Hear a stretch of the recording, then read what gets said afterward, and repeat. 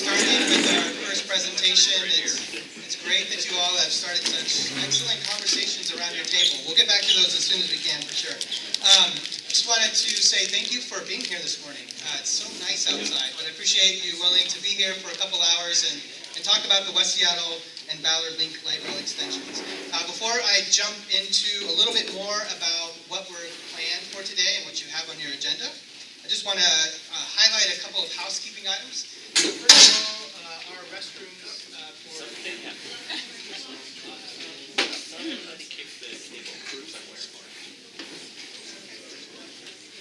Let's see if this one stays on longer.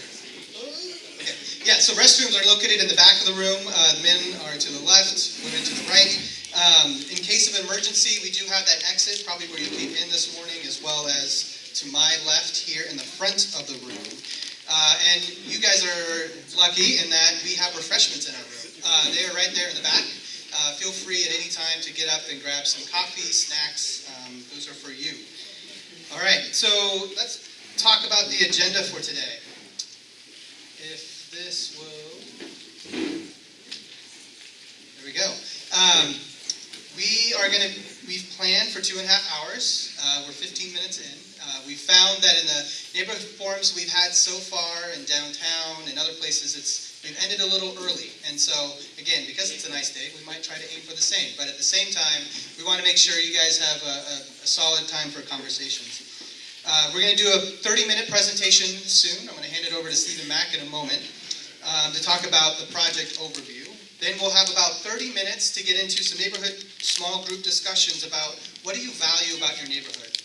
What are the things that you like? What are the things that you want to see in your neighborhood? And we're going to be marking those on the maps that are in the middle of your table. I'll talk a little bit more about that after Stephen presents his information. We do have a break in here scheduled for about 10 minutes. The idea is to allow time for folks to, again, get some more coffee, snacks, but also visit the other tables to see what others are saying.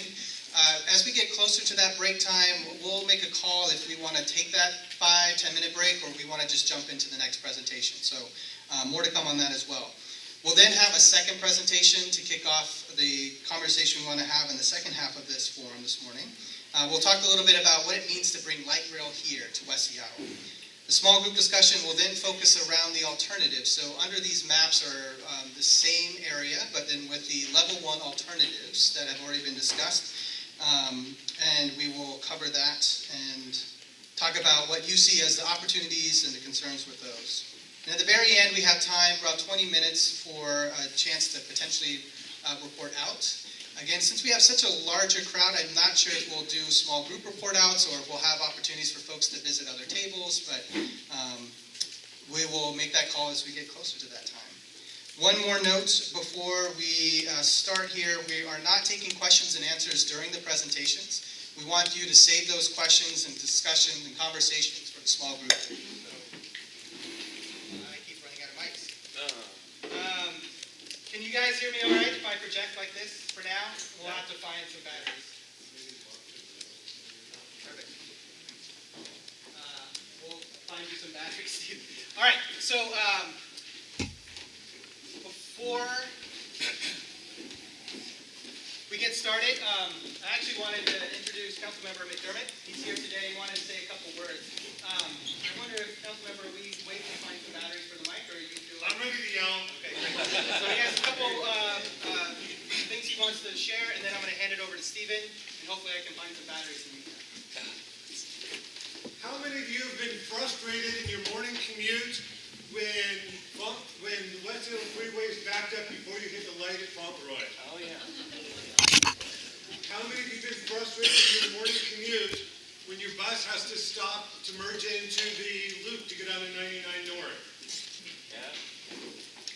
A lot of us have been frustrated about traffic for a long time, and it's not getting any better, is it? No. That's why this region had on the ballot November 2016, Sound Transit 3, this expansion of light rail throughout our region. In fact, with the completion of Sound Transit 2, the previous ballot package, and Sound Transit 3, the current ballot package that was approved in November 16, our region has the largest transit infrastructure expansion in the country. And we need it, don't we? Uh-huh. This is exactly the kind of conversation we're ready to have this morning. It's how to make that best serve those of us here in West Seattle and throughout the West Seattle to Ballard extension. One thing we've learned from our previous work on the Sound Transit Board is that we need to do it even faster. If there was a criticism of the program, the ballot measure in 2016, is that people wanted light rail delivered faster. So we've reflected as an agency about how to do that. One way to do that is to front-end as many decisions as possible so that a year from now, when we go into the environmental impact statement process, we can have one preferred alternative and not study multiple alternatives. That will speed up our permitting with the City of Seattle and our construction.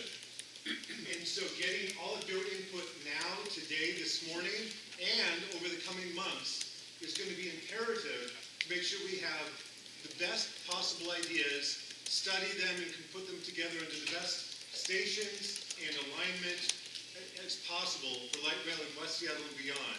So I'm excited you're here today, part of this conversation, and urge you to stay in touch by tracking with Sound Transit their updates and providing inputs, and being in touch with me and the rest of the Sound Transit Board as you have ideas over the coming months as we put this package together. It will be 11 months from now when the Sound Transit Board expects to put together the final proposal for the environmental impact study.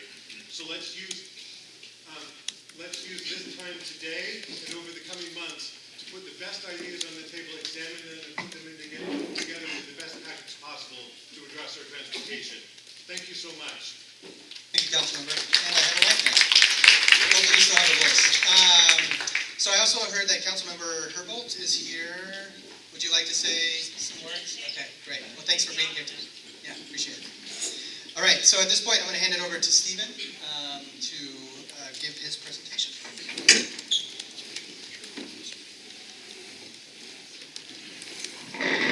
Thank you, Dennis, and good morning, everyone from West Seattle. My name is Stephen Mack. I'm going to give you a quick presentation of the project overview. So, as you heard, that our project, West Seattle Link Light Rail, is part of the Sound Transit System Expansion Plan from ST3, which the voter has passed back in November 2016.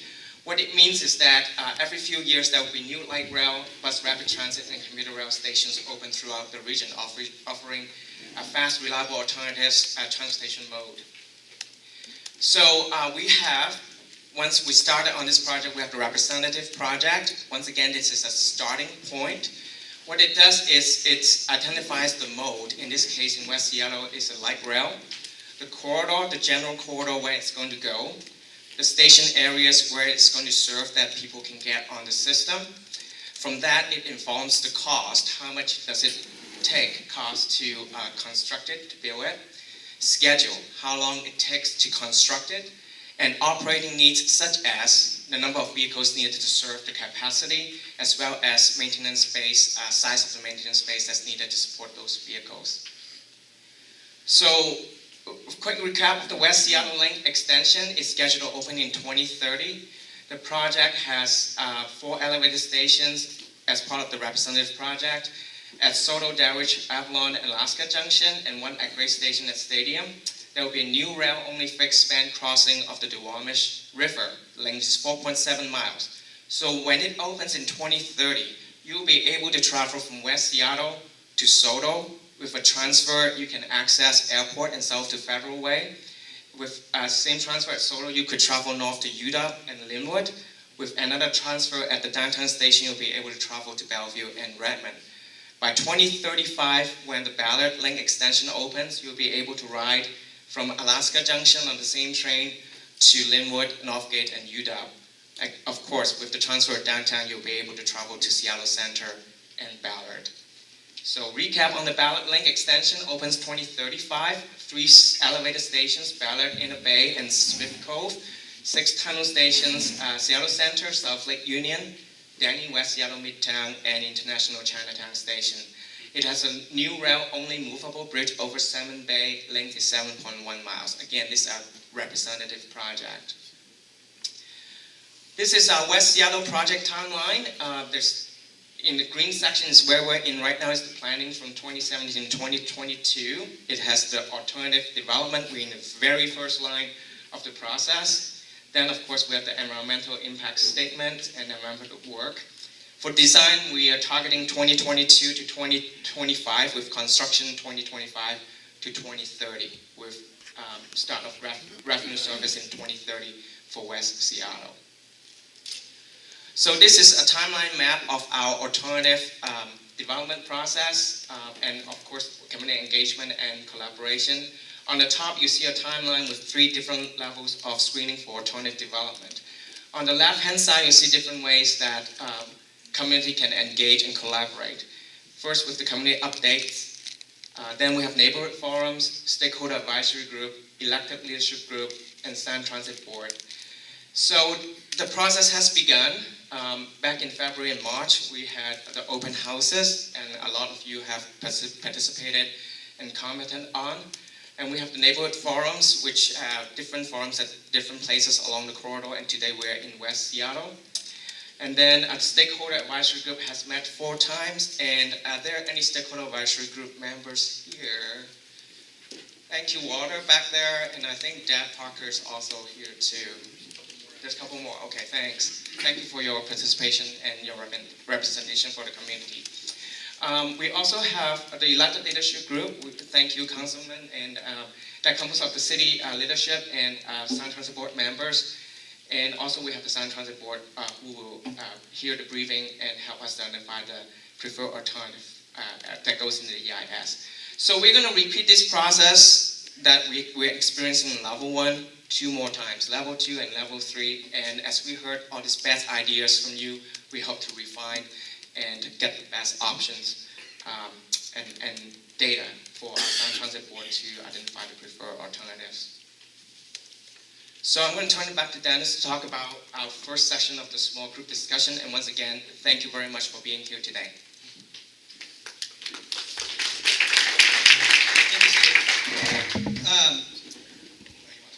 Yeah, of course. So this first small group discussion, as I mentioned before, is really about hearing from you. I mean, all these small group discussions are really about hearing from you. What do you value about your community? What do you like? What are the hopes that you have for what this community could look like in the future? And you have at each table a table facilitator. So table facilitators, raise your hand. All right. And then you also have a note taker potentially at your table. So note takers, please raise your hand. If you don't have a note taker at your table, then we might recruit you to just help us jot down some notes and make sure that we're capturing all the conversation that happens today. We really want to make sure that these conversations are tracked because their information and what you're sharing today matters.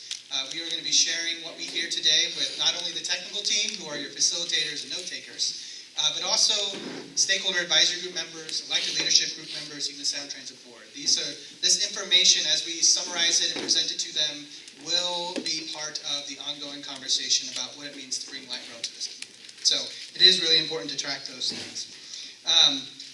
Each table, as I mentioned before, has a large map on it right now, and the top one doesn't have the alternatives on it. It's just your community.